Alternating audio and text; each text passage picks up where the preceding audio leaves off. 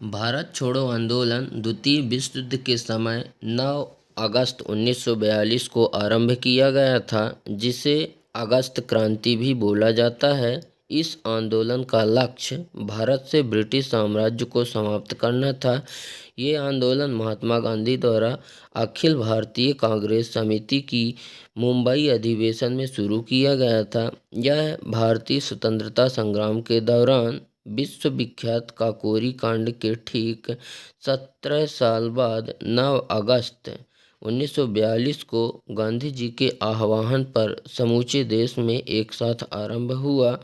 दोस्तों, काकोरी की वो रात जहां शाहजहांपुर से लखनऊ जा रही नंबर 8 डाउन ट्रेन को लूटा गया ताकि ब्रिटिश सरकार का खजाने में कमी लाई जा सके, और इस ट्रेन से लगभग 8,000 रुपये लूटे गए थे। इस ट्रेन को लुटवाने में महत्वपूर्ण योगदान राम प्रसाद बिस्मिल, अशफाकुल्ला खान, राजेंद्र लाहिड़ी, चंद्रशेखर आजाद, सचिंद्र बख्शी, केशव चक्रवर्ती, मनमथ नाथ गुप्ता, मुरारी लाल गुप्ता, मुकुंदी लाल गुप्ता और बनवारी लाल शामिल थे। इसी दिन रात को एक ही शख्स मारा गया था, वो भी गलती से गोली चलने के कारण। इसमें से बिस्मिल ठाकुर, रोशन सिंह, राजेंद्र नाथ लाहिड़ी और अशफाकुल्ला खान को जो है तो फांसी की सज़ा दी गई थी, और कुछ लोग को जैसे सचिंद्र सन्याल को और सचिंद्र बख्शी को काला पानी की सज़ा हुई थी। बाकी क्रांतिकारियों को 14 साल से 4 साल तक कैद की सज़ा सुनाई गई थी। दोस्तों, यह आंदोलन भारत को तुरंत आज़ाद करने के लिए अंग्रेजी शासन के विरुद्ध एक सविनय अवज्ञा आंदोलन था। भारत छोड़ो का नारा यूसुफ मेयर अली ने दिया था। यह वह व्यक्ति थे जिन्होंने भारत को दो नारे दिए, एक भारत छोड़ो और दूसरा साइमन वापस जाओ। ठीक है। दूसरा विश्व युद्ध की शुरुआत हो चुकी थी और इसमें ब्रिटिश फौजों की दक्षिण पूर्वी एशिया में हार होने लगी थी। एक समय यह निश्चित माना जाने लगा कि जापान भारत पर हमला कर ही देगा। मित्र देश अमेरिका, रूस, चीन, ब्रिटेन पर लगातार दबाव डाल रहे थे कि संकट के घड़ी में वे भारतीयों का समर्थन प्राप्त करने के लिए पहल करें। अपने इसी उद्देश्य को पूरा करने के लिए उन्होंने स्टैंडफर्ड क्रिप्स को मार्च 1942 को जो है तो भारत भेजा।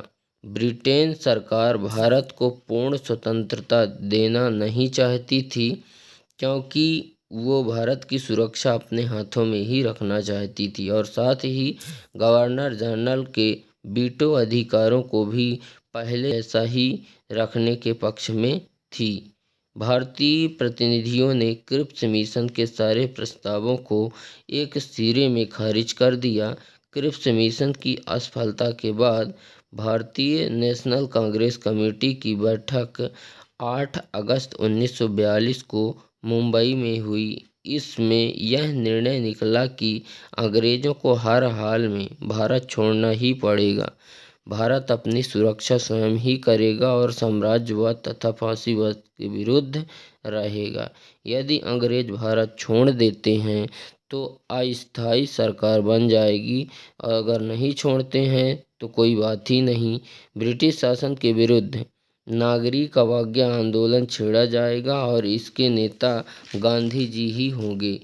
8 अगस्त 1942 को बम्बई में हुई अखिल भारतीय कांग्रेस कमेटी की बैठक में एक प्रस्ताव पारित किया। इस प्रस्ताव में यह घोषणा की गई कि अब भारत में ब्रिटिश शासन की तत्काल समाप्ति भारत में स्वतंत्रता तथा लोकतंत्र की स्थापना के लिए अत्यंत आवश्यक हो गई है, जिसके लिए संयुक्त राष्ट्र के देश फांसीवादी जर्मनी, इटली,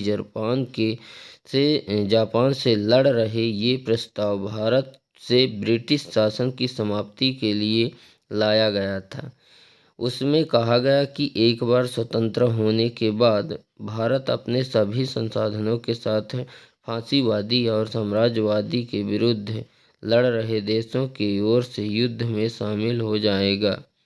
इस प्रस्ताव में यह देश की स्वतंत्रता के लिए अहिंसा पर आधारित जन आंदोलन की शुरुआत को अनुमोदन प्रदान किया गया था।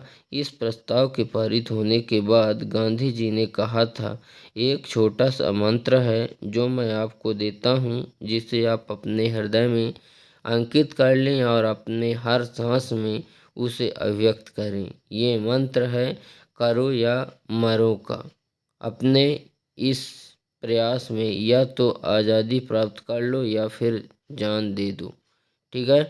भारत छोड़ो आंदोलन के दौरान भारत छोड़ो और करो या मरो भारतीय लोगों का नारा बन गया। 9 अगस्त 1942 की सुबह ही कांग्रेस के अधिकांश नेता गिरफ्तार कर लिए गए और उन्हें देश के अलग अलग भागों में जेल में डाल दिया गया। साथ ही कांग्रेस पर प्रतिबंध लगा दिया गया। देश के प्रत्येक भाग में हड़तालों और प्रदर्शनों का आयोजन किया गया। सरकार द्वारा पूरे देश में गोलीबारी, लाठीचार्ज और गिरफ्तारियां की गईं। लोगों का गुस्सा भी अहिंसक गतिविधियों में बदल गया था। लोगों ने सरकारी कंपनियों पर हमले किए, रेलवे पटरियों को उखाड़ दिया और डाक तार व्यवस्था को तहस नहस कर दिया। अनेक स्थानों पर पुलिस व जनता के बीच संघर्ष भी हुई और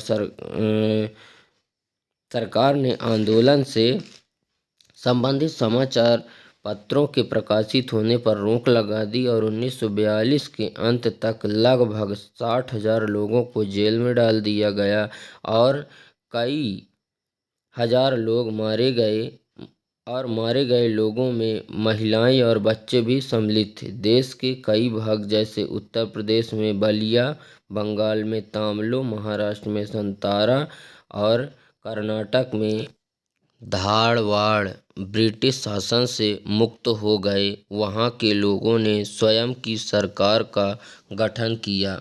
जयप्रकाश नारायण और राम मनोहर लोहिया, आसफ अली, असम जोशी और अन्य कई नेताओं ने पूरे युद्ध काल के दौरान क्रांतिकारी गतिविधियों का आयोजन किया। युद्ध में लोगों के लिए भयानक संघर्ष के दिन थे।